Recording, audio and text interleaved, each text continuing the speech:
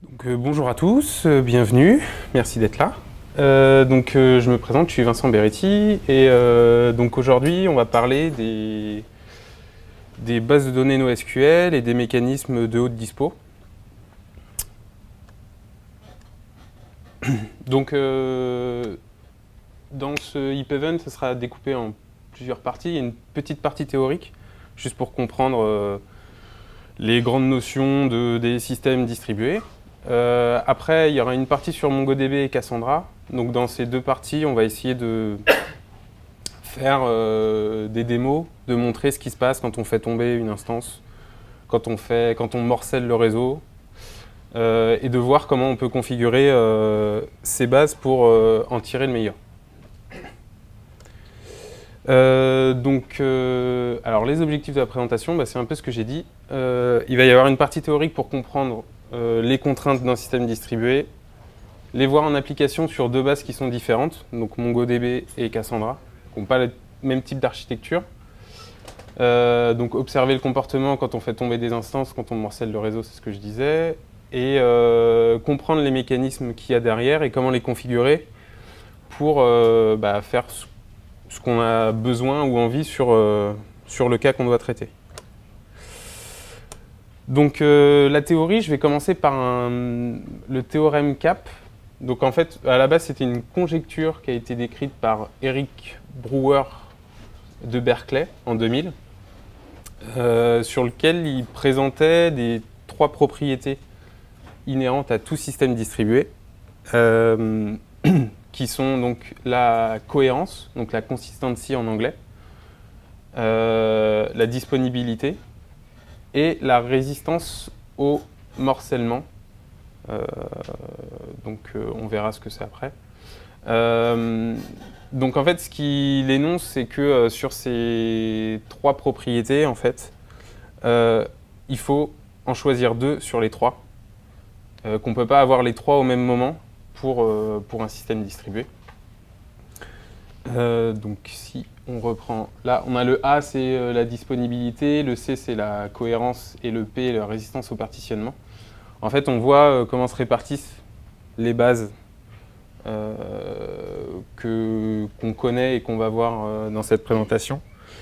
Pour les systèmes de gestion de bases de données relationnelles, on est sur du cohérent et disponible. Donc qu'est-ce que ça veut dire? Ça veut dire qu'on a toujours la donnée, elle va toujours être visible de la même façon, quel que soit le nœud sur lequel on va le taper. La disponibilité, c'est qu'on peut toujours l'interroger. Voilà. Sur Cassandra, ce qu'on va voir, c'est que la base, par défaut, elle est hautement disponible. Elle peut résister à un coupage du réseau. Par contre, elle ne va pas forcément être tout le temps cohérente. Et sur MongoDB, c'est cohérent par défaut. Ça résiste au partitionnement, mais on va perdre de la disponibilité à cause de ça. Donc, ce que dit le théorème, c'est qu'on choisit entre les deux. Ce qu'on va voir dans la présentation, c'est qu'en fait, c'est vrai en théorie, mais sur l'utilisation des bases, on va pouvoir en fait moduler en fait ce choix des deux en fait. Je ne sais pas si je suis très clair. Donc on va commencer par MongoDB. Donc MongoDB, c'est une base orientée document. Donc dans cette présentation, on ne va pas du tout voir en fait la modélisation des bases. Ce qu'on va regarder, c'est simplement leur capacité à gérer de la haute dispo.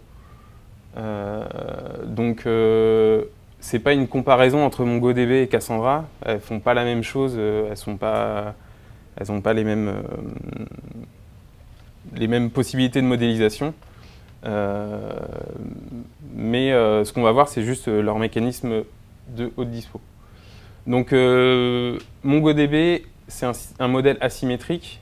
On va avoir un nœud primaire et n nœuds secondaires.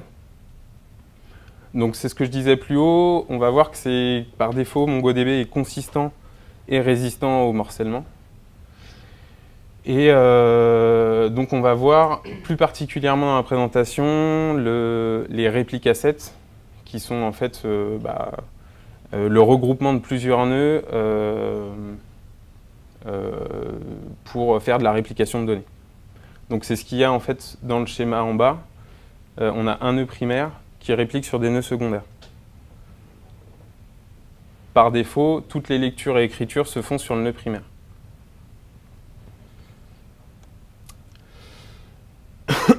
Donc il va y avoir une partie de démo. Là, je présente simplement sur quoi on va jouer. Donc on a des conteneurs Docker sur lesquels sont déployés des instances Mongo. On va pouvoir y accéder en SSH. Donc tout tourne sur ma machine. Il y a une petite interface REST que j'ai développée rapidement, qui est toute bête, qui expose juste des opérations sur la base Mongo. C'est juste une lecture et une écriture, qui est un peu plus riche que celle qu'il y a de base dans Mongo. Et du Gatling pour faire les tirs de performance. Alors, c'est pas un tir de performance, on fait tout sur ma machine, hein, donc on va pas voir on n'est pas là pour faire des benches ou quoi que ce soit, on est là pour voir comment réagit le système quand il y a des nœuds qui tombent. Donc ce qu'on peut se poser comme question, c'est si le nœud primaire tombe. Là, on voit dans le schéma que les flèches du client, les lectures et les écritures, elles arrivent sur le nœud primaire. Si on fait tomber le nœud primaire, qu'est-ce qui se passe? Donc, le scénario, on a 3 nœuds.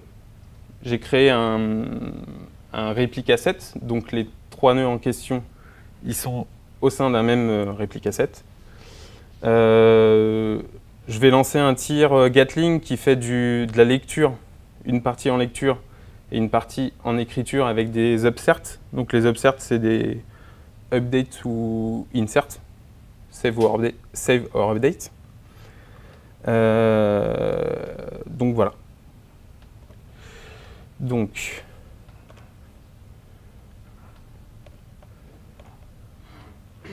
là, j'ai déjà lancé mon cluster Mongo.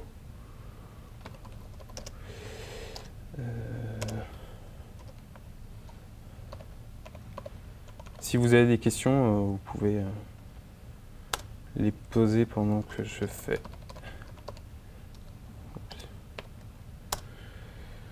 Donc là, je vous affiche juste le cluster. Donc on voit qu'il y a 3 nœuds. Il y en a un premier qui est l'IP 02, qui est donc le nœud primaire. Un deuxième avec l'IP 4, qui est un nœud secondaire. Et un autre avec l'IP 3, qui est aussi un nœud secondaire. J'ai mon appli qui tourne derrière. Donc l'appli REST qui fait que invoquer MongoDB et retourner en JSON.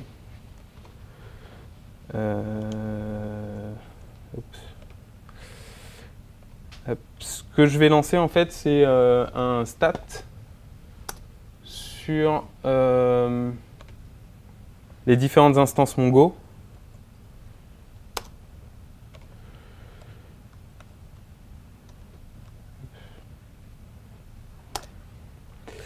Donc là, l'affichage est un peu petit, mais bon, j'ai grippé pour avoir en couleur quel type de nœud c'est. Donc là, on voit que c'est un nœud primaire, là c'est un nœud secondaire, et c'est un nœud secondaire. Donc pour chaque... voilà. Donc là, c'est le nœud 2, le nœud 3 et le nœud 4.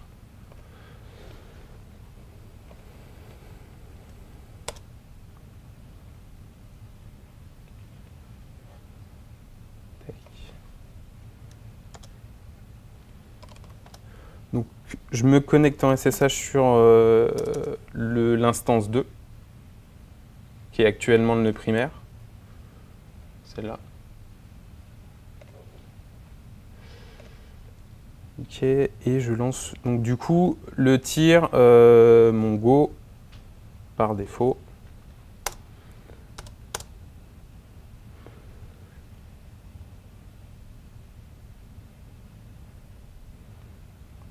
Donc là, on voit que ça tourne. Il nous met que des OK pour l'instant. C'est normal, on a un cluster qui est configuré comme on l'attend au début, avec nos 3 nœuds. Il tape sur le nœud primaire.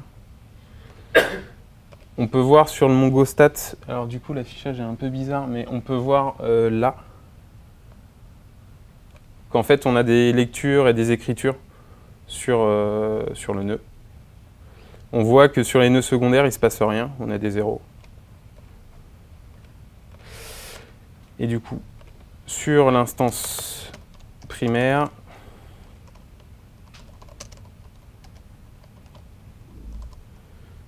je stoppe le Mongo. Donc là, on voit qu'il y a une erreur, il n'arrive plus à se connecter au nœud. Et on a les deux primaires, les deux secondaires, il y en a un qui est devenu primaire en fait. Si on regarde notre tir, ça continue, j'ai eu des KO, mais ça continue et le nombre de KO augmente plus. Donc en fait, alors, hop.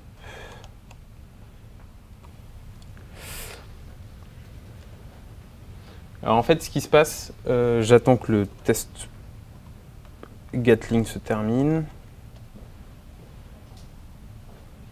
Je sais pas pour combien de temps il y en a. Donc en fait, ce qu'on va voir, c'est qu'on va avoir de l'indisponibilité, environ 5 secondes, jusqu'à ce qu'un nœud primaire soit, un nouveau nœud primaire soit disponible. Et toutes les requêtes sont dirigées vers ce nouveau nœud primaire. Donc, comment ça se passe en fait? On a le nœud primaire, les deux secondaires. Le client, il tape sur le nœud primaire. On coupe le nœud primaire. Et en fait, il y a un mécanisme d'élection qui va se mettre en place. Donc, chaque nœud, en fait, a un heartbeat, donc va aller taper sur les différentes instances qu'il connaît du cluster, voir qui y voit, qui est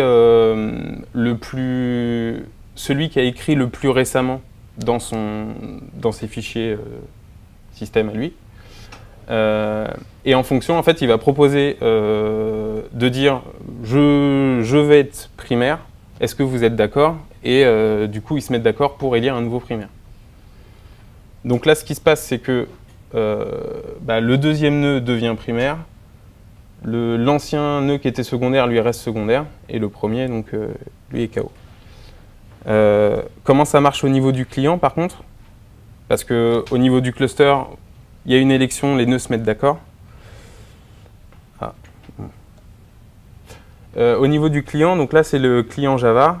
En fait, on voit que dans le client Java, il y a un thread d'écoute qui va aller épauler. Donc là, c'est toutes les... par défaut, c'est toutes les 5 secondes. Toutes les 5 secondes qui va aller voir, en fait, qui va lancer la commande isMaster sur les différents nœuds qu'il connaît du cluster. Et du coup, il va savoir que le nœud primaire, c'est celui-là, donc il faut que je redirige mes requêtes là-dessus.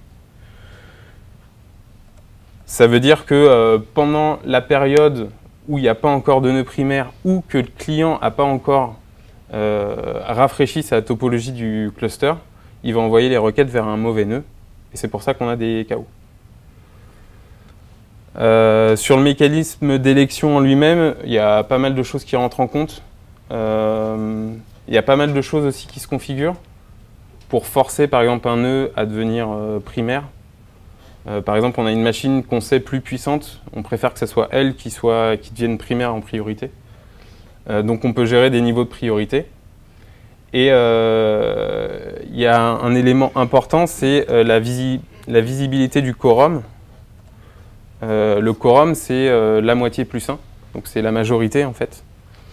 Donc si un nœud ne voit pas la majorité des nœuds du cluster, il ne peut pas devenir primaire. Donc là, pour l'instant, c'est bon, il en voit 2. Il voit lui-même et un autre. Donc 2, c'est la moitié de 3 plus 1. Donc il y en a un qui peut devenir primaire. Donc du coup, là, on a une situation où notre tir est stable. On n'a pas eu de nouvelles erreurs, en fait, depuis le... Donc je peux lancer... Donc ça, c'est le tir qu'on vient de faire. Donc là, on voit les erreurs. On voit, bah, comme sur la capture qu'il y avait dans les slides, qu'il y a eu une période en fait où on a eu des failed requests. Et après, on repart avec que du vert. Que ça soit pour les lectures ou les écritures. Dans le détail, on a une période, donc ça, c'est pour les écritures. On a une période voilà, de 5 secondes. On a des écritures qui sont KO. Et après, ça repart correct. Et pareil pour les lectures.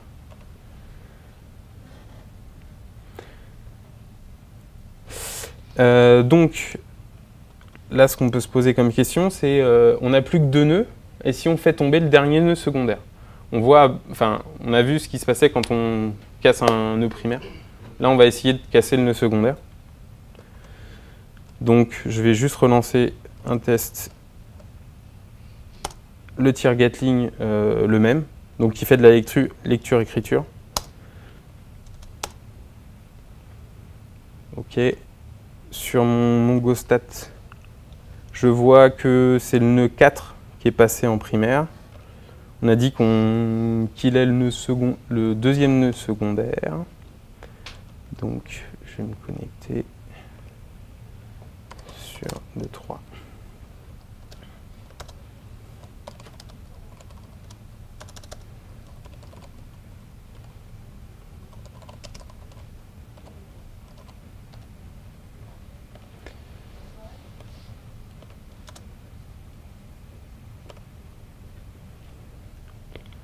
Donc je stoppe le nœud. Et là on voit que le nœud qui était primaire repasse directement secondaire. Pourquoi? Sur les mécanismes d'élection, il y avait un point important, c'est le quorum visibility. Donc quand on est dans cette situation-là, qu'on fait tomber le nœud secondaire, lui, il voit que lui-même. Sur trois instances, il en voit un, c'est pas la majorité, donc il ne peut pas devenir nœud primaire. Donc il repasse nœud secondaire automatiquement. Ce qui fait que, par défaut, alors que j'ai 3 nœuds, il m'en reste un de disponible, je ne vais plus pouvoir faire de lecture et plus pouvoir faire d'écriture. Ce qui est dommage. Donc là, je présente en graphique, en gros, ce que je disais tout à l'heure. On tue le nœud secondaire. En fait, qu'est-ce que dit l'ancien nœud primaire? Je ne vois pas une majorité de ce set. Donc, j'abandonne mon rôle de primaire. Et il repasse en secondaire. Si on relance une des instances, donc on va relancer celle qu'on vient de tuer.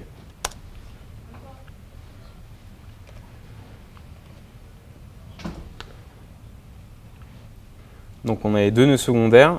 Normalement, il va y avoir une majorité et voilà.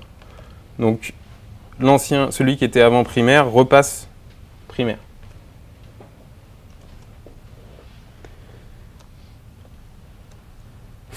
Donc ce qu'on voit par défaut, c'est que si le primaire tombe, on perd les lectures et les écritures pendant la durée de l'élection, jusqu'à temps qu'il y ait un nouveau primaire. Si le dernier nœud secondaire tombe, on perd complètement les lectures et les écritures.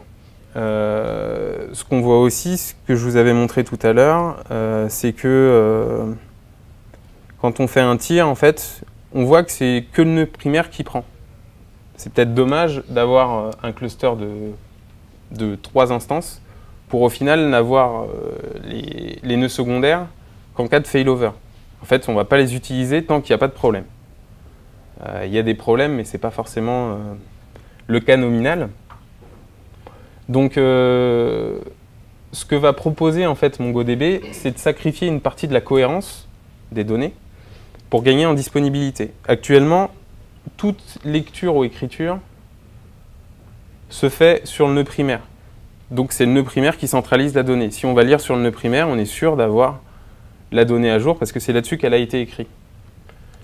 Donc, avec les read préférences, du coup, on va pouvoir rajouter un paramètre d'appel pour choisir sur quel nœud on va pouvoir faire notre requête. Alors, par définition, toutes les écritures continueront à être sur le nœud primaire, vu que c'est le nœud primaire qui centralise la donnée. Par contre, au niveau de la lecture, on va dire, donc par défaut, c'est le nœud primaire, mais on va dire, bah voilà, ok, c'est le nœud primaire, mais de manière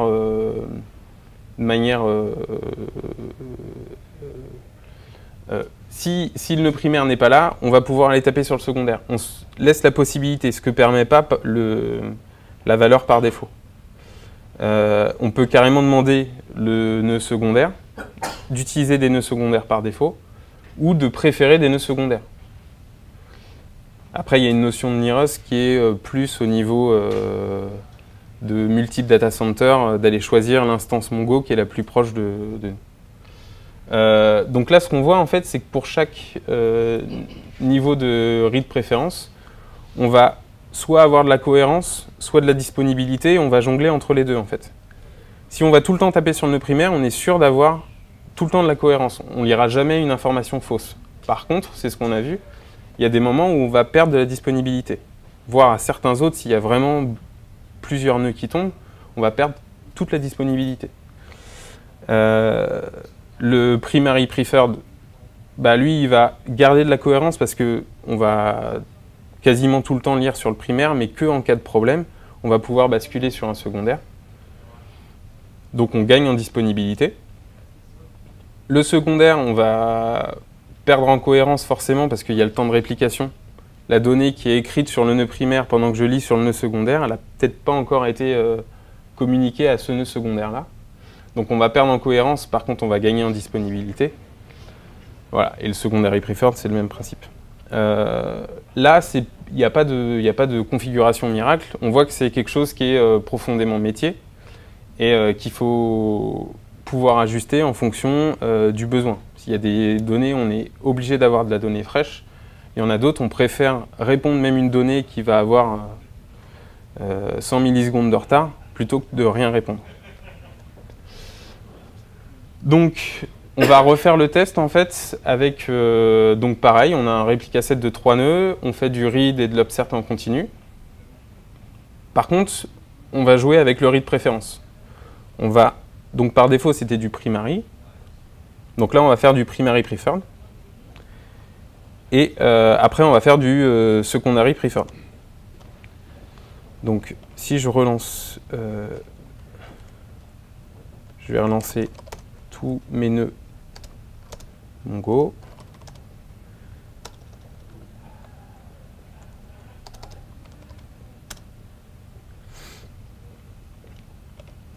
Ok, donc j'ai mon cluster qui est revenu. J'ai 2 nœuds secondaires, un nœud primaire. Ok.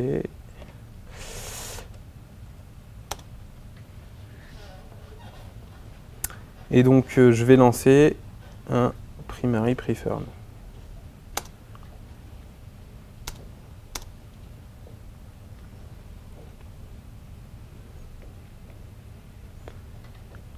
Donc là, c'est juste un paramètre d'appel en fait, que j'ai rajouté au scénario précédent de configuration de la lecture, de permettre d'aller lire sur le nœud secondaire. Donc, il tourne. Donc là, je vais aller tuer le nœud primaire. Donc maintenant, il est sur le nœud 4.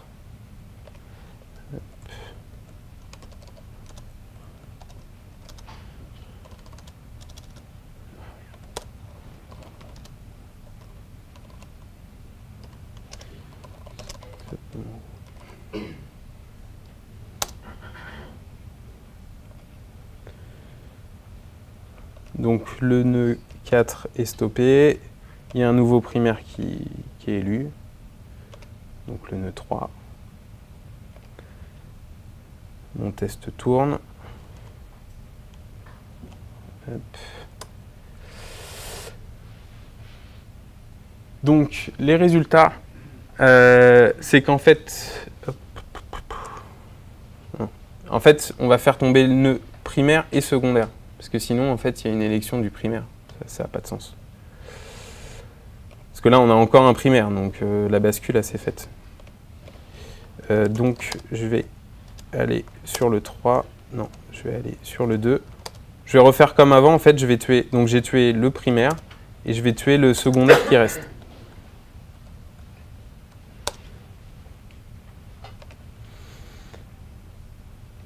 Voilà, donc j'ai tué celui-là, et celui-là repasse en secondaire. Voilà.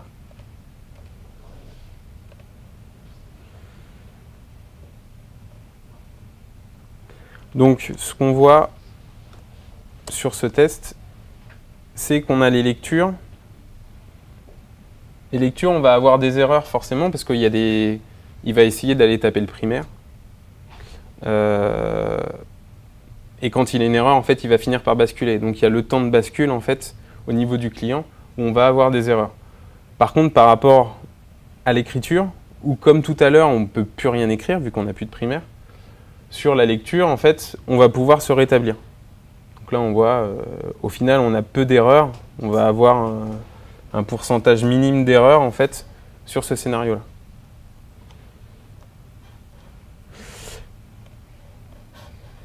Et donc je vais killer ça.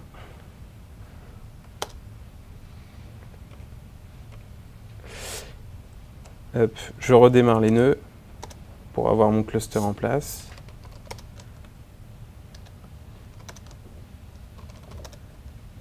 Celui-là est bon.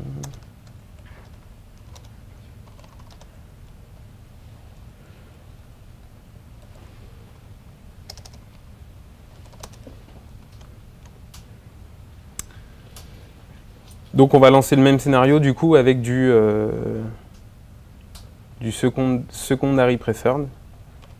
Hop, notre cluster s'est remis, c'est le 2 qui est passé primaire. Donc on lance le secondary preferred. Non, le secondary preferred.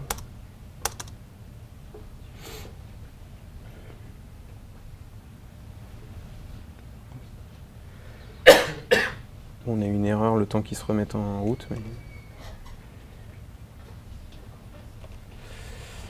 Ok, donc je tue le nœud primaire. Donc, exit.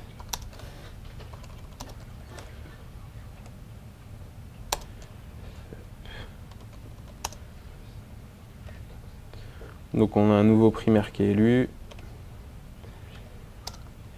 Et je tue le dernier secondaire, donc le nœud 3.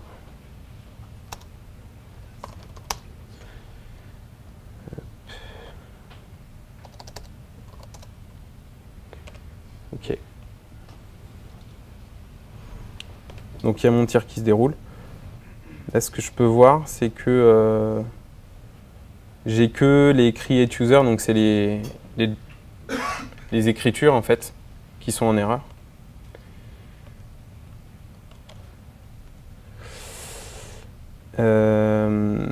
Et ce qui est intéressant aussi, c'est qu'au niveau du mongostat, alors, tac,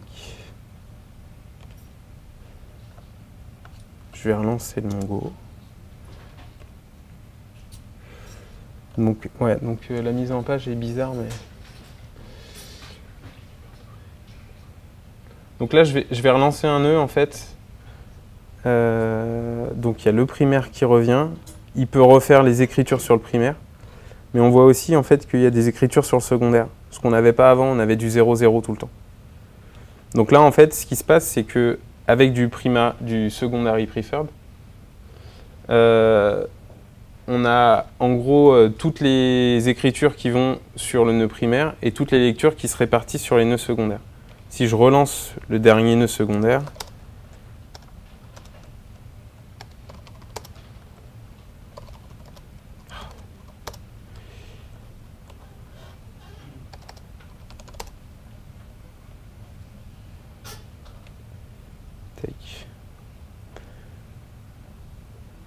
donc voilà, on a un nœud secondaire qui aussi, il y a de l'écriture dessus, il y a de l'écriture. Et il y a de la lecture, pardon. Il y a de la lecture sur les nœuds secondaires et il n'y a plus d'écriture parce que c'est fini au niveau écriture. Donc c'est ce qu'on voit là. Donc là je vous ai fait les captures en fait et MongoStat. On voit que sur le primaire en fait on a la colonne de droite c'est la colonne des écritures qui recense les écritures. Donc c'est normal, on n'a pas d'écriture sur les nœuds secondaires. Par contre on les a bien sur le primaire. Et avec le secondary preferred, du coup, on a toutes les lectures qui vont sur les nœuds secondaires. Donc là, on a une répartition de la charge sur nos 3 nœuds. Avant, on avait 2 nœuds secondaires qui servaient à rien, à part en cas de failover, qui là sont utilisés. Par contre, ce qu'il faut voir, c'est que la donnée n'est pas aussi fraîche que sur le nœud primaire. Donc c'est intéressant pour répartir la charge, mais il faut garder à l'esprit que c'est pas la donnée ne sera pas aussi cohérente que sur le nœud primaire. On parle d'une réplication, si tout se passe bien, c'est très rapide, il n'y a pas de... Donc là, ce qu'on va voir en fait maintenant, c'est le morcellement. Donc c'est le P du cap. Donc le morcellement, ça va être surtout visible dans les cas du déploiement multi-data center. Si on a un cluster de MongoDB, dont un est hébergé à New York, un autre est hébergé en France, on a plus de possibilités d'avoir une coupure de réseau entre les États-Unis et la France que au sein du même rack. Donc, voilà. Donc là, ce qu'on va faire, en fait, c'est on va simuler un réplica set de 5 nœuds MongoDB et on va voir ce qui se passe si on coupe en fait le réseau en deux. Donc c'est les 2 barres rouges en laissant 2 nœuds d'un côté et 3 nœuds de l'autre. Donc je vais couper ça.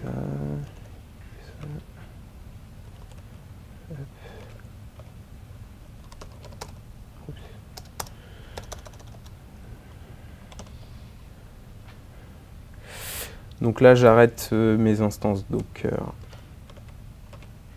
qui formaient mon cluster à 3 nœuds. Et oups, je me suis gouré. Et je démarre du coup un cluster à 5 nœuds.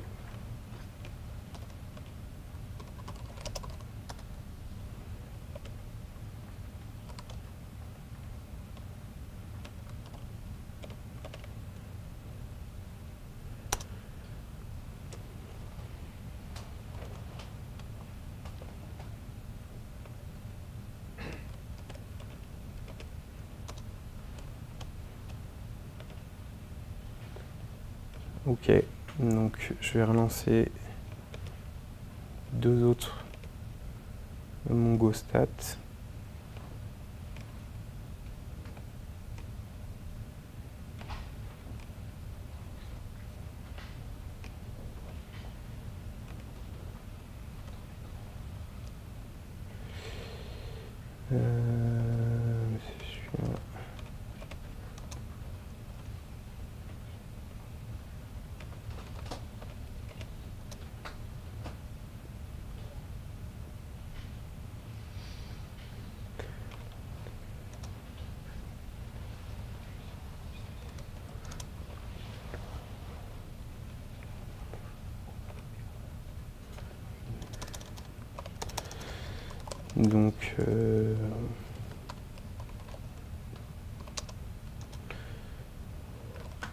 Donc là, du coup, je vous montre juste le statut du cluster à 5 nœuds.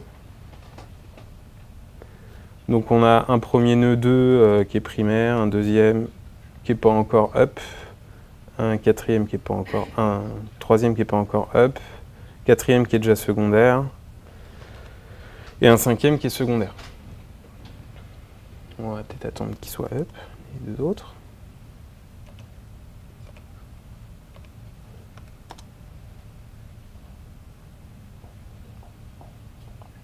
Ok. Donc normalement c'est bon. Hop, secondaire, secondaire. Toujours pas disponible.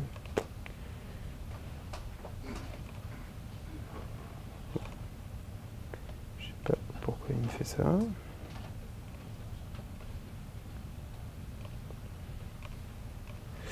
Bon.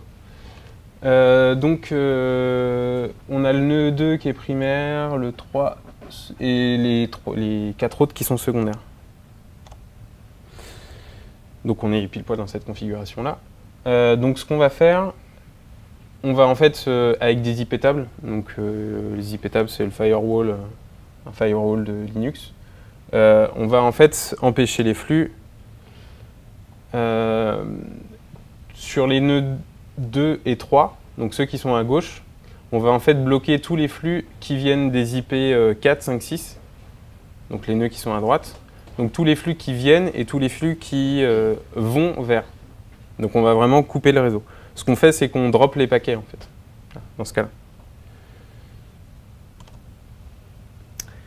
Donc on se connecte sur le 2. Yes.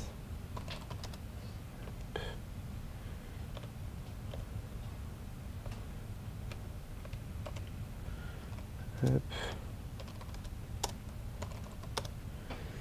Ok. Et donc là, je colle juste la définition des IP tables pour bloquer tout le trafic. C'est le fail.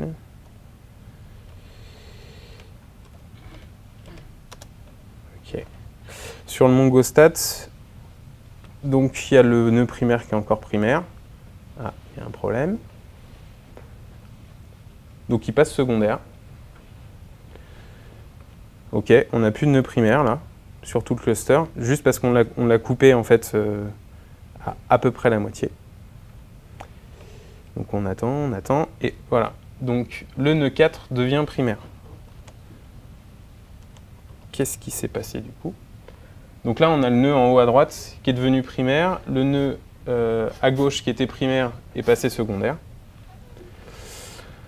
Donc en fait c'est pareil que tout à l'heure, il y a eu un mécanisme d'élection.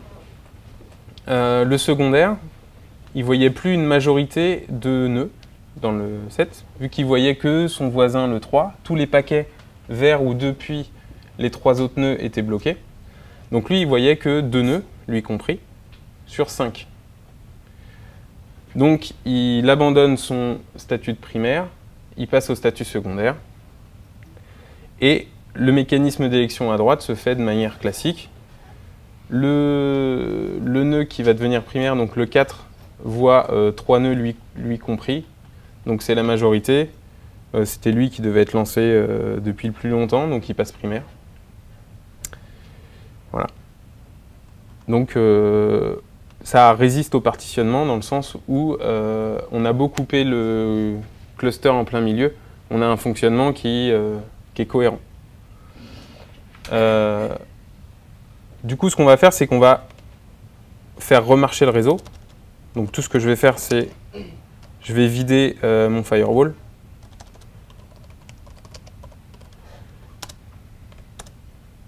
Hop. Donc là, j'ai vidé toutes les règles de firewall. Qu'est-ce qui se passe? Ben, en fait, il n'y a pas de changement. Il n'y a pas de changement parce que donc la communication peut se faire sur tous les éléments du cluster. Par contre, le nœud secondaire dit bah non, je vais pas me réélire premier en fait.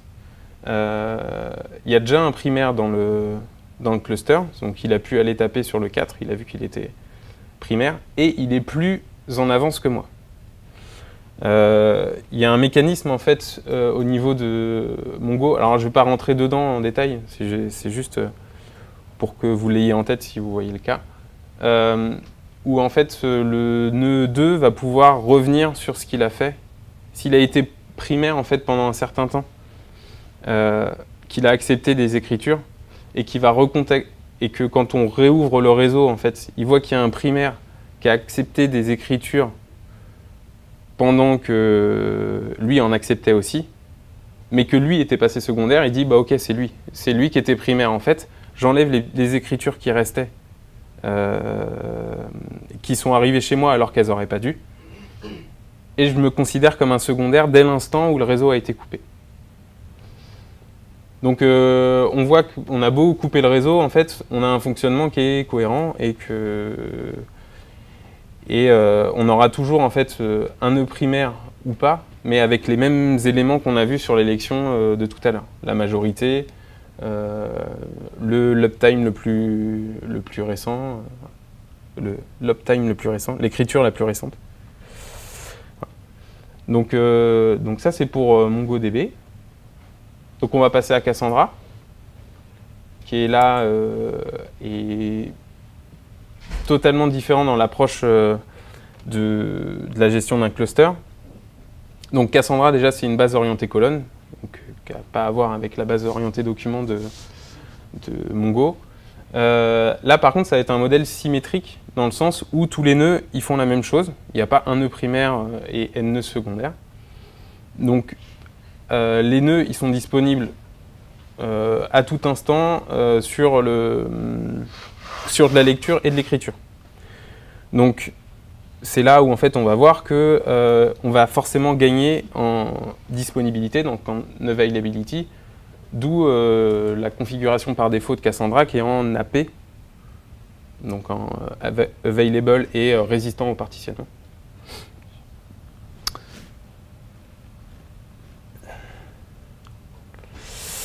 Donc comment en fait Cassandra gère le cluster en fait, parce que si chacun des nœuds est disponible en lecture et en écriture, chacun va prendre ses lectures dans son coin, puis si le nœud il tombe, on n'a plus la donnée.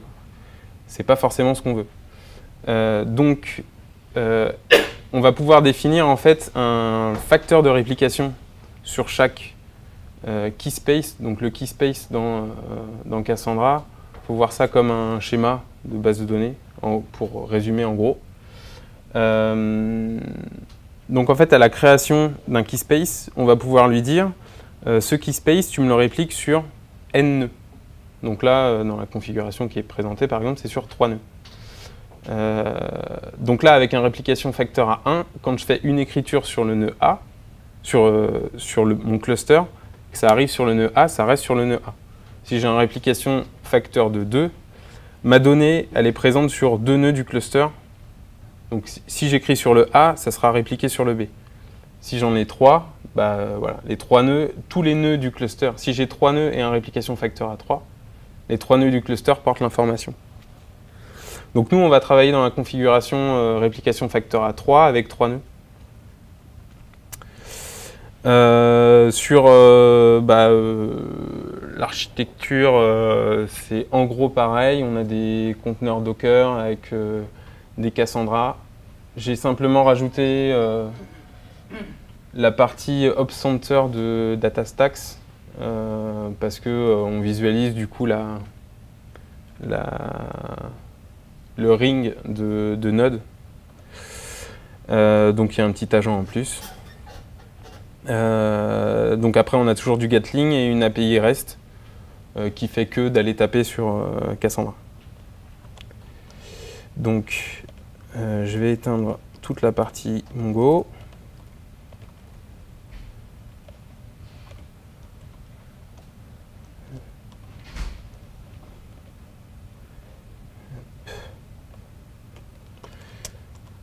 Donc là ce qui est bien du coup avec Docker, c'est que j'ai préparé mes clusters, ils sont directement configurés.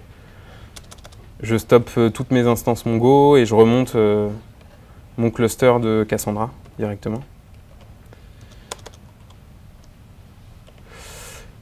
Hop. Donc j'ai mes 3 nœuds que je démarre. Tac. Ok. Donc je démarre Ops Center.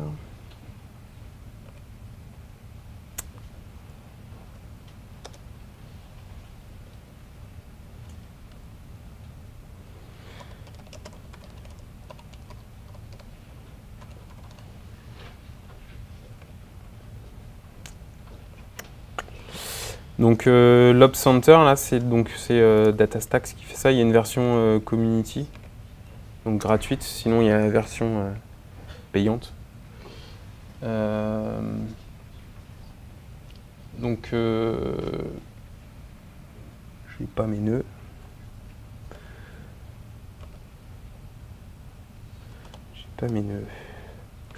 Donc en fait, il y a, comme je le présentais dans le schéma là, il y a un petit agent en fait qui tourne à côté du Cassandra pour aller envoyer les informations à l'Ops Center. Et lui, il agrège tout ça, il permet de faire des requêtes, c'est pas mal du coup. Tac.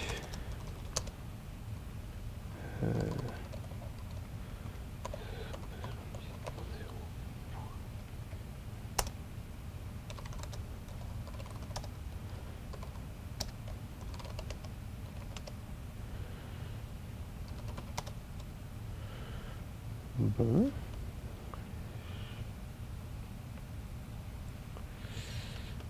Moi, je sais pas pourquoi je vois pas mes nœuds. Ah si, ouais, ils sont apparus. Donc là, il me dit qu'il y a 3 nœuds. Paf, paf, paf. Donc voilà, on peut voir le détail des nœuds et tout, c'est pas mal.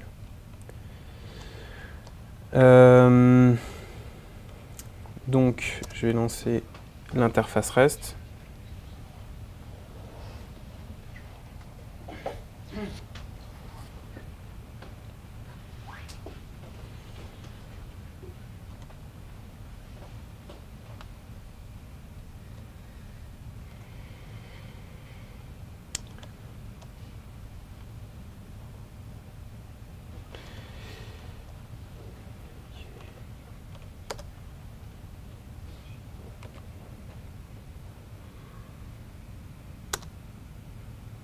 Ok, donc j'ai mon interface qui est up.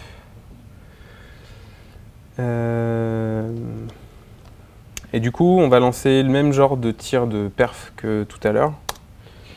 Donc des lectures et des écritures. Donc on a 3 nœuds, on a un réplication facteur à 3. Donc tout ce qui arrivera sur le cluster sera répliqué sur les 2 autres nœuds automatiquement. On fait de la lecture et de l'upsert en continu. Donc toujours pareil, update ou insert.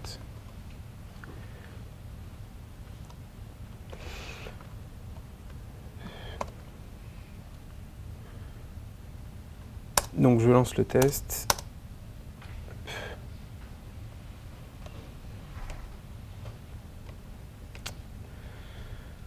Donc ça démarre.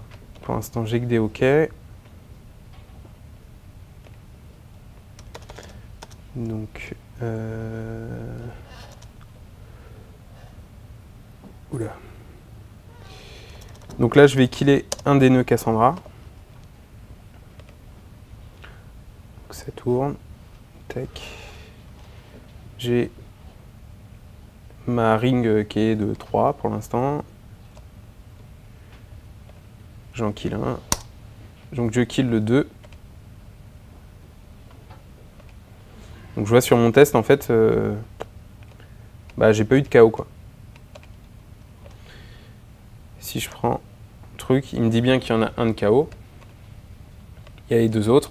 Et le cluster continue à tourner avec les 2 nœuds, sans problème.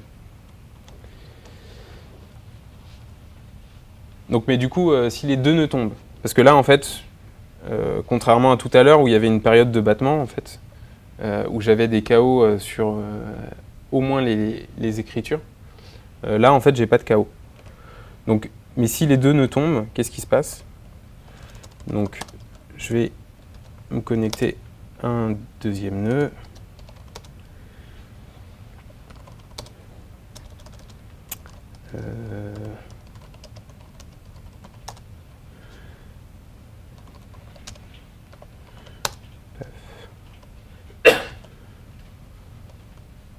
Ok, donc on a bien 2 nœuds qui sont KO.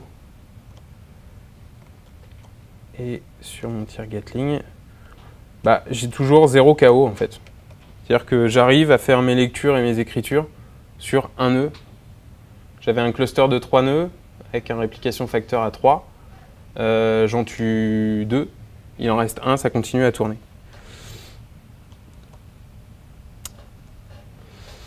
Donc ce qu'on voit, c'est qu'il n'y a pas d'interruption de service, on n'a aucune requête KO. Par contre, la cohérence n'est pas forcément assurée. Là, on tape sur un nœud, il y en a peut-être un qui est coupé, qui est partitionné d'un autre côté. Il est en train de recevoir des écritures, par exemple celui de New York, il est en train de recevoir des écritures. Bah, on ne sait pas forcément ce qui va se passer. Donc c'est pas consistant, c'est pas cohérent à un instant T. Par contre, Cassandra, de base, a des mécanismes pour avoir de la cohérence à terme. Donc c'est le terme anglais eventually consistent. Donc le eventually, c'est à terme, c'est pas éventuellement.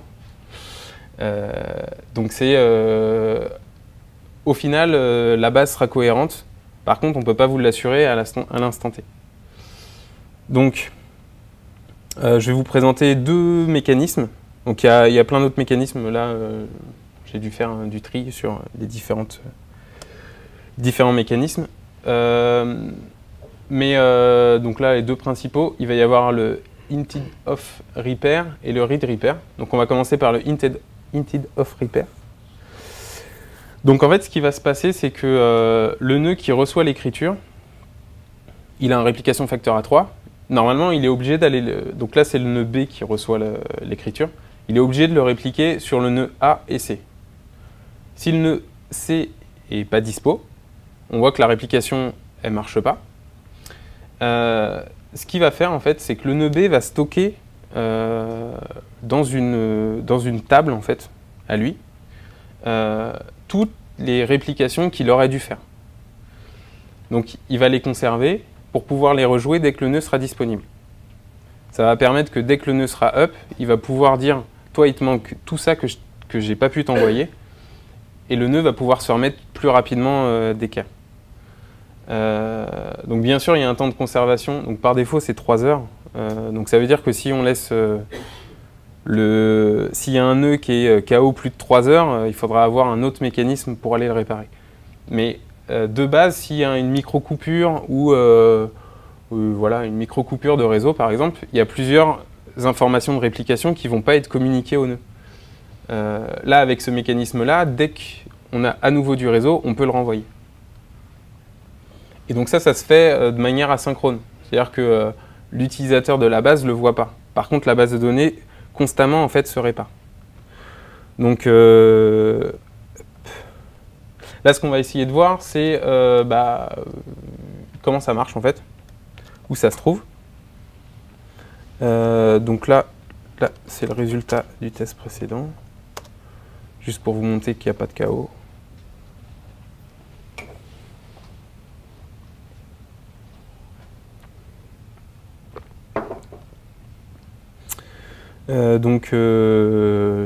Voilà. Donc ça, c'est le tir qu'on a lancé tout à l'heure. On a fait tomber 2 nœuds sur 3. Et voilà. Il y a 0 KO. Donc, on va se préparer à relancer le même test, en fait. Mais là, on va se connecter. Donc, je suis où ?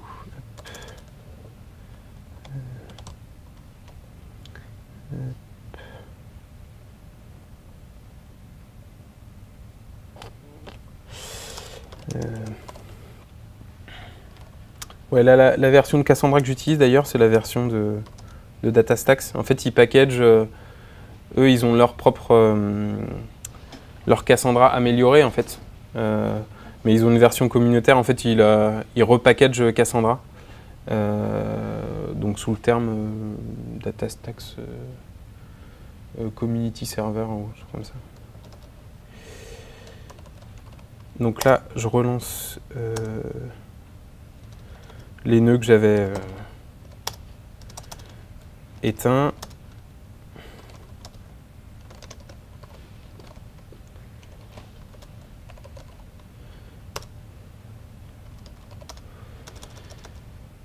Ok, donc si je reviens sur mon interface, il y a mes 3 nœuds qui vont être up.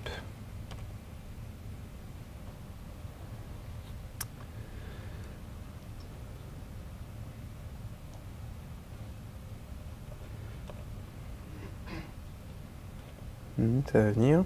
Ah voilà. Oups. Donc j'ai mes 3 nœuds qui sont up.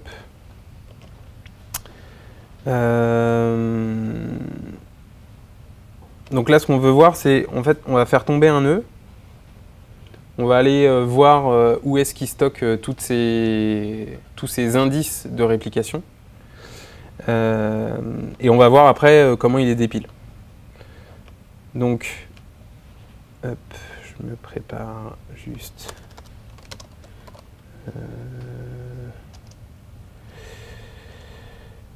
Ouais.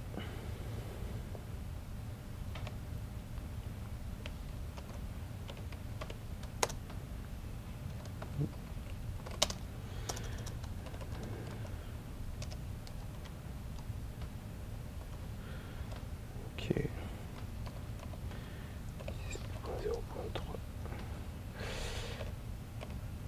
Donc je relance mon tir.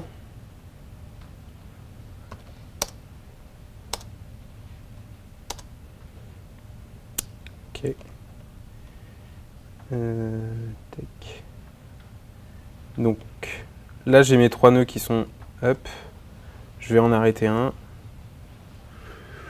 Non, c'est pas le bon.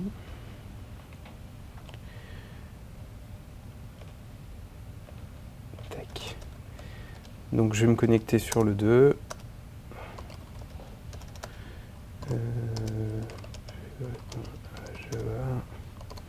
Et donc je kill le Cassandra 2.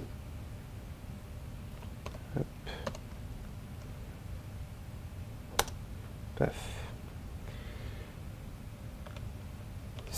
Maintenant en fait je vais me connecter pour aller requêter le nœud 3. Donc je me connecte sur le nœud 3. Donc là j'ai mon tir qui tourne encore, hein. Il fait des lectures des écritures. Donc là je vais aller dans l'étape système en fait de Cassandra. Et je vais pouvoir voir en fait que dans int, la table int, il stocke. Alors je vais juste mettre une limite au début parce que là il doit y en avoir pas mal. En fait on voit qui stocke, à qui ça se destine. Un ID de l'indice de réplication. Qu'est-ce qui doit être changé. Donc ce qui doit renvoyer en fait quand ça sera up. Donc là j'ai limité à 10, si je limite pas, on va voir qu'il y en a...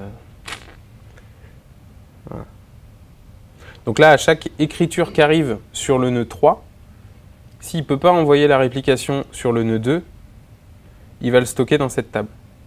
Donc là il me dit qu'il y a plus de 10 000 lignes qui sont à l'intérieur. Je vais arrêter le tir et je vais juste remonter l'instance 2, celle que j'ai cassée.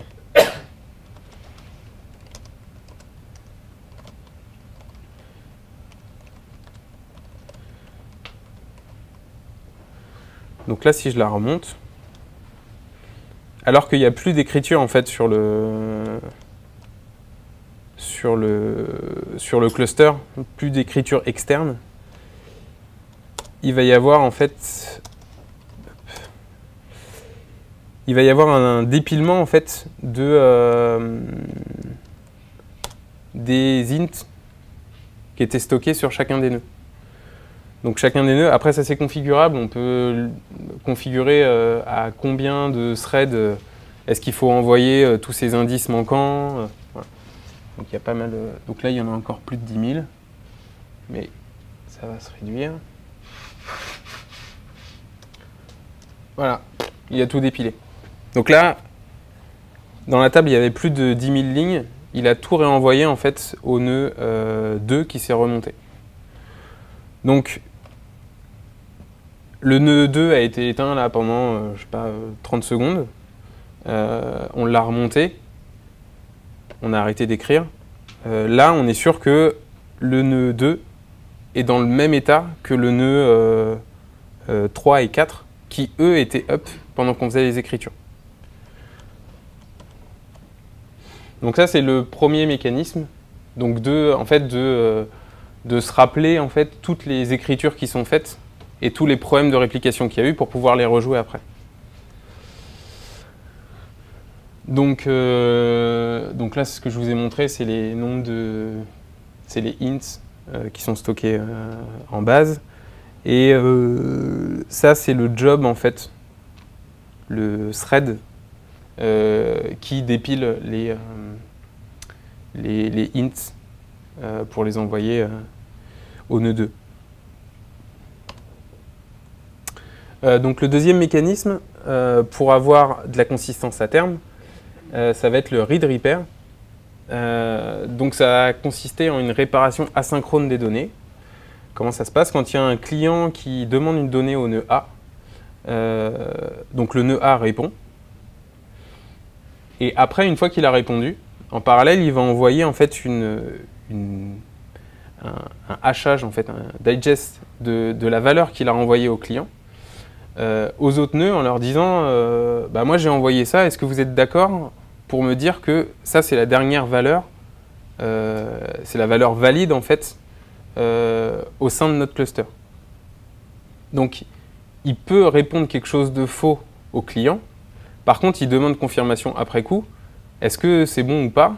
Est-ce que si on me redemande la valeur dans une minute, est-ce qu'il faut que je réponde la même valeur? Ou vous avez une valeur plus récente à m'envoyer? Donc il envoie un hash de la valeur aux deux autres nœuds. Si sa valeur elle est trop ancienne, il se resynchronise. Pareil, si le nœud B par exemple, il se dit ah bah non, moi j'ai pas cette valeur là et ma valeur date d'avant, ah bah donne-moi cette valeur là en fait. Donc par ce mécanisme d'échange asynchrone, ça perturbe pas le client il s'en rend pas compte. L'échange il est peu coûteux parce que c'est juste un hachage, c'est pas toute la valeur qui est envoyée. Et c'est aléatoire aussi par défaut, donc c'est configurable aussi. Mais par défaut, en fait, il y a 10% de chances que cette requête soit envoyée. Il ne le fait pas à chaque coup pour pas flouder le cluster. Par contre, toutes les 10 requêtes, il va envoyer une requête de read repair. Donc si on regarde ce que ça fait en fait sur les petits schémas. Donc là, c'est un peu difficile à montrer en démo, donc je l'ai plus fait en schéma. À T0, il y a une requête qui est faite sur... Bon, là, c'est le nœud B, du coup.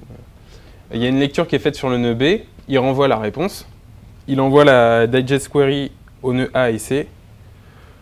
Là, dans notre cas, le nœud A et C, le nœud A, il dit « Ok, c'est la dernière valeur que j'ai ». Le nœud C, il dit « Bah non, moi, j'ai pas cette valeur-là. Et la mienne est plus ancienne, donc il va updater sa valeur. Il va resynchroniser sa valeur. » Donc on voit que Cassandra privilégie la disponibilité. On a vu qu'on n'a pas eu d'interruption sur notre tir. Et qu'en plus, il y a un mécanisme pour avoir de la cohérence à terme. Donc ça, c'est déjà pas mal. Mais c'est pas forcément suffisant, en fait. Il y a des fois où on veut être certain d'avoir de la cohérence de données. On ne peut pas se permettre d'avoir de la donnée... ouais, elle sera à jour à un moment donné, mais on veut être sûr d'avoir la donnée à jour au moment où on la lit. Donc, Cassandra, pour justement sortir de ce AP de availability et résistance au partitionnement, propose le mécanisme de consistency level. En fait, ça va permettre, donc c'est configurable au niveau d'une requête, et ça va permettre de s'assurer que notre requête a été jouée sur un nombre de nœuds défini avant de nous retourner la réponse. En gros, on ne veut pas qu'un nœud nous réponde tout seul, on veut d'abord qu'il ait au moins écrit sur un nœud, deux nœuds, trois nœuds, ou un quorum de nœuds. C'est-à-dire, on l'a vu tout à l'heure, c'est une majorité de nœuds. Au moins le total divisé par 2 plus 1. On peut même lui demander d'aller écrire sur tous les nœuds du cluster.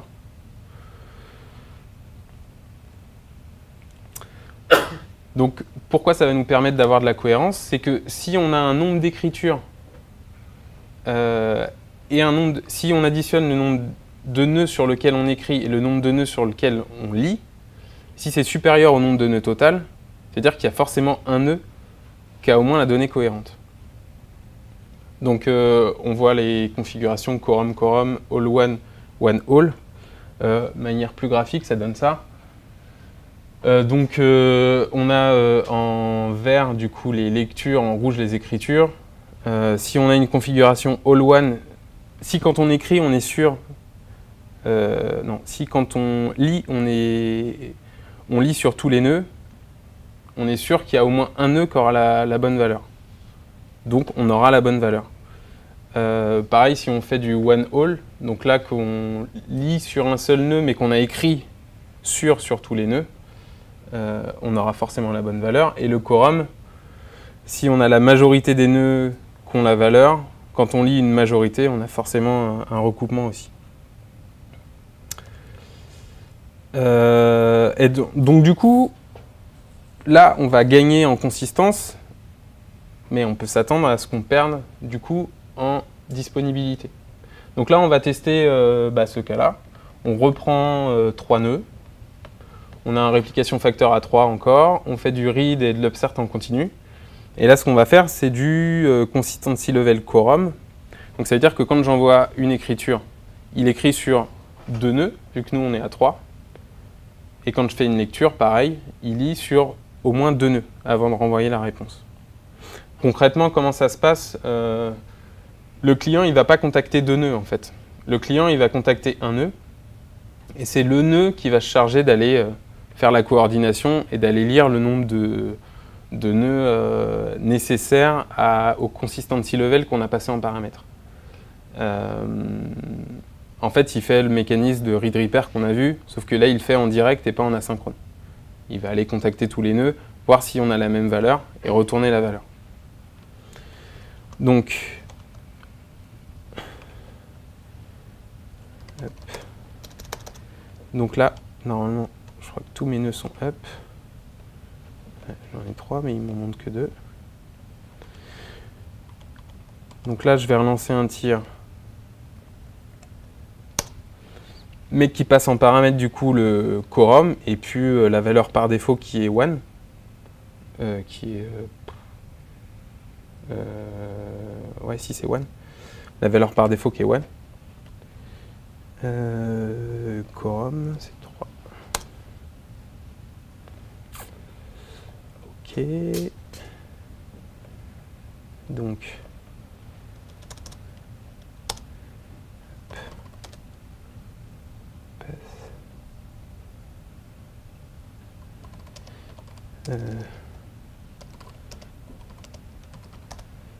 ouais. Donc je me prépare juste là pour faire tomber un nœud puis un autre nœud après.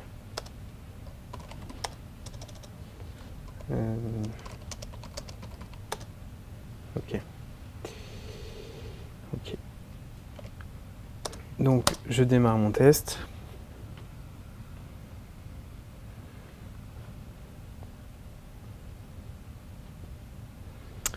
Donc là, on a du OK partout.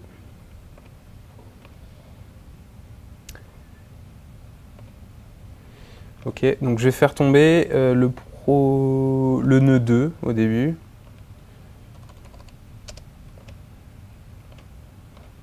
Voilà. Hop. Donc là, mon tir, j'ai toujours pas de KO.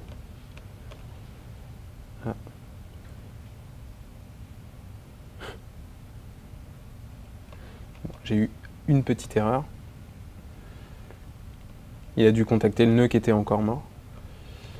Voilà. Et donc si je fais tomber un autre nœud, donc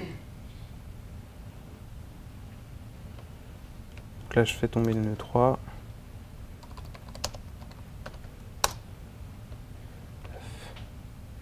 Et voilà. Et là j'ai que des erreurs. Alors pourquoi j'ai que des erreurs? C'est que du coup, mon client qui veut contacter un quorum, donc qui dit je veux que ma requête s'exécute sur un quorum. Donc là, si les nœuds B et C ils sont KO, il va contacter le nœud A.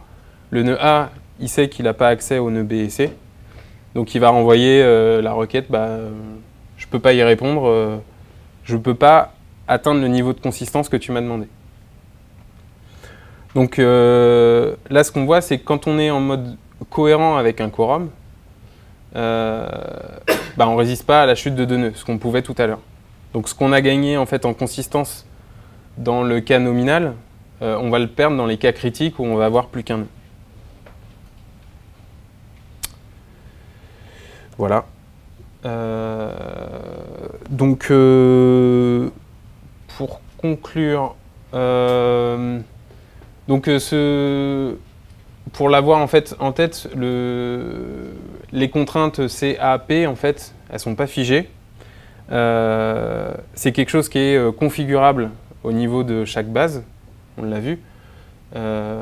Toujours ce qu'on va gagner d'un côté, on va le perdre de l'autre, pour ce type de base-là. Que l'architecture symétrique de Cassandra fournit quand même un avantage sur MongoDB dans notre cas, parce que du coup, on n'a pas le basculement du primaire et les écritures se passent mieux, ce qui est un des gros avantages de Cassandra. C'est la partie écriture. Voilà. Et globalement, là, tout ce qu'on a vu, c'est très technique. Les contraintes, elles sont souvent liées au fonctionnel. Donc, c'est pas un choix. On peut pas dire, voilà, on va faire de la cohérence ou de la disponibilité. C'est toujours en fonction d'un besoin métier. Voilà. Donc, si vous avez des questions.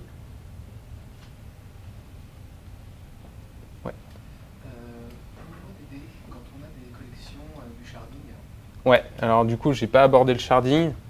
Le sharding, je sais pas si vous voyez. C'est en fait, c'est découpé en fait. Ouais, voilà.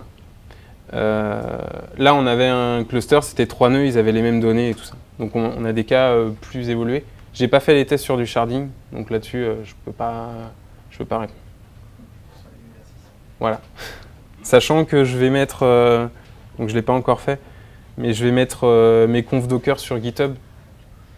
Donc voilà, si vous voulez lancer directement, ça fait un cluster.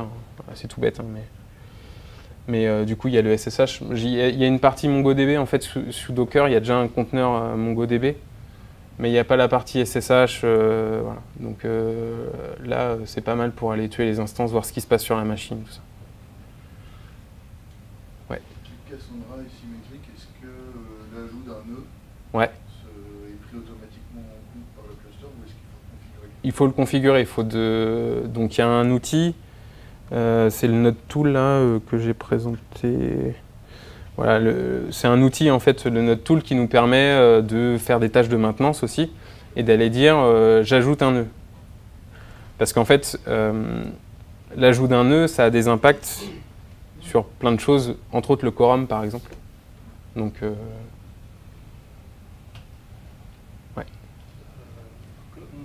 MongoDB est consistant. Ouais, par défaut. Par défaut. Si par exemple on a deux primaires et qu'on vient juste d'écrire dessus, ouais. Et avant qu'il réplique, il tombe. Alors, là, c'est aussi quelque chose que je n'ai pas abordé parce que déjà, c'est assez difficile à montrer. Il y a, en plus des read préférences qu'on a vu, donc là, qui était pour la lecture, il y a une partie d'écriture, donc c'est le write concern. On va pouvoir lui dire, tu me renvoies, tu me réponds que si soit tu as écrit en mémoire, je schématise rapidement, hein, en mémoire, soit écrit sur le disque, enfin, soit écrit pour être prêt à être flushé, soit écrit sur le disque, soit même avoir écrit sur tes réplicas. Donc on peut aussi s'assurer en fait de la durabilité de la donnée avec ce paramètre-là. Par défaut, ça a changé il n'y a pas très longtemps, je crois. Ouais, ils ont changé donc le niveau de write concern. Donc maintenant, il faut juste que le disque claque dans les, je sais plus, les 10 millisecondes avant le flush en fait, pour perdre sa donnée. Avant, il fallait, en fait, il écrivait pas, il écrivait en mémoire, il nous retournait tout de suite. Il fallait demander explicitement. Par défaut, maintenant, on est quasiment sûr d'avoir la donnée. Juste à dire qu'il réplique d'abord, il a besoin de mémoire, il réplique d'abord sur ses réplicas avant de specter. Non, il met sur son uplog, là, sur sur une log. Donc, c'est-à-dire que si tu le perds dans les liaisons, même s'il a stocké lui en local, Le primaire? ouais, Oui. s'il n'a pas pu répliquer sur certificat, tu peux perdre quand même. Quoi. Oui. C'est pour ça que c'est ce que j'ai expliqué rapidement, mais sans décrire trop, de la partie où il peut rollbacker une partie de ses écritures. Donc il est cohérent avec le reste, par contre, tu as perdu la donnée. Ouais, tu as perdu la donnée. Ouais. J'ai vu que vous utilisiez vous-même en fait un propre pool de connexion, c'est ça? Pour savoir au début, pour checker si une node il est toujours up et switcher sur le deuxième, etc. Il n'y a pas un mécanisme. Ça, c'est le. Là, ce que j'ai mis, c'est le code du client Java, fourni par Mongo, le client officiel. Ah, c'est celui fourni par Mongo. Ouais. D'accord. Et dans ce système-là, il n'y a pas un mécanisme qui dit bah si si j'envoie un market, je reçois une réponse KO, je la garde et de toute façon je la renvoie parce qu'il y a une autre node qui va la récupérer. Bah, en Il peut y fait. avoir des KO dans ce cas-là. Ça, sur Mongo, je sais pas, sur le client Mongo, je sais pas. Je sais que sur le client Cassandra, il y a ce type de choses de failover, en fait, de pouvoir gérer au niveau de son appel un failover. Sur le client Mongo, je l'ai pas vu, donc je sais pas. Ouais. Sur Cassandra, Oui. si on écrit sur deux nœuds différents, Oui. sur la même patte, Ouais. même enregistrement, comment ça se passe? Et en fait, il va réconcilier les écritures en fonction de l'heure où ça s'est fait, en gros. Voilà. Donc, s'il y en a un qui a écrit l'un après l'autre, il écrase. Il considère que c'est lui qui a la dernière donnée. Dernier écrit, dernier. Après, ça c'est pour les cas simples. Il y a plein d'autres. Il y a des cas un peu plus complexes sur les. Par exemple, sur les dernières versions de Cassandra, où il y a une gestion de lock, enfin de pseudo-lock, où là c'est plus complexe, mais le cas de base, il va prendre la version.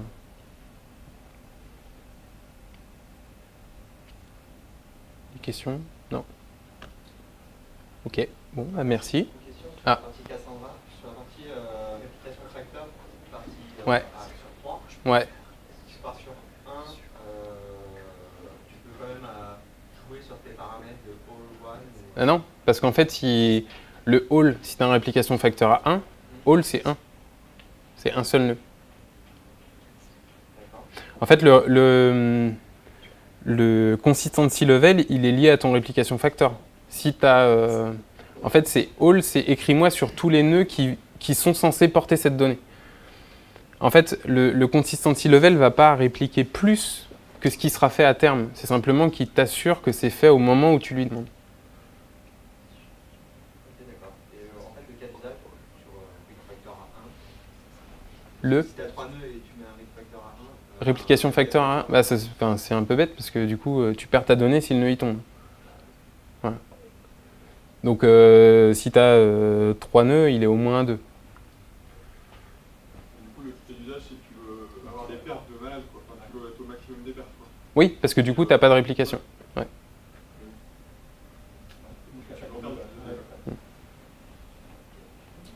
Et les réplications se font tous les combien de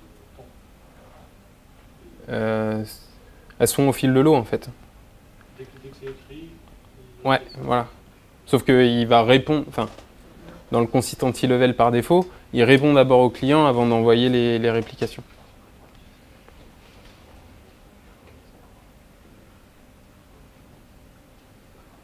Le cas optimum Ouais. pour, en termes de perf, c'est avec Cassandra, c'est la dernière démo que tu nous as montré, avec la version hybride pour le read et le write, qui est dupliqué sur un nœud, le write est dupliqué sur un nœud et le read sur un autre, dans le cas de 3 nœuds. Ouais.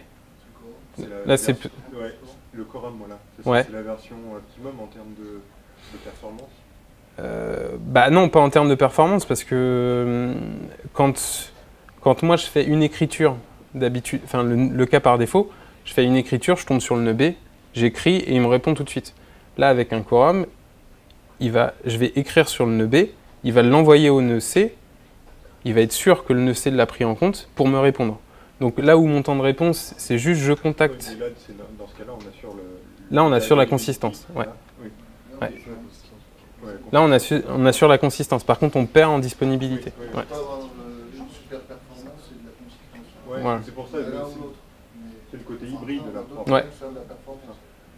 Mais ça, après, dire que c'est pas toute mon application ne sera pas en quorum. Enfin, ça n'a pas forcément de sens. Si je prends du Cassandra, c'est pour pouvoir aller très vite en écriture. Je veux pas forcément faire du quorum. Ouais, ça dépend des contraintes Voilà. métiers. Et ça, on peut l'appliquer aussi sur un nœud un cluster à 5 nœuds. Ouais. On peut faire de la réplication sur un primaire, 2 secondaires. Il n'y a pas de primaire secondaire. Ouais. Oui, B sur A et C en écriture et B sur D et E. En fait, on va pas choisir les nœuds. Par contre, on va choisir le nombre de nœuds qui seront impactés. Oui, c'est cluster. Donc, sur le quorum, si on est à 5, eh ben, le quorum, il sera à 3. Donc, il écrira sur 3 nœuds au lieu d'écrire sur 2 nœuds avec un quorum de 3. Avec une configuration à 3 nœuds. C'est bon? Il y a des questions? Non. Bon, bah merci.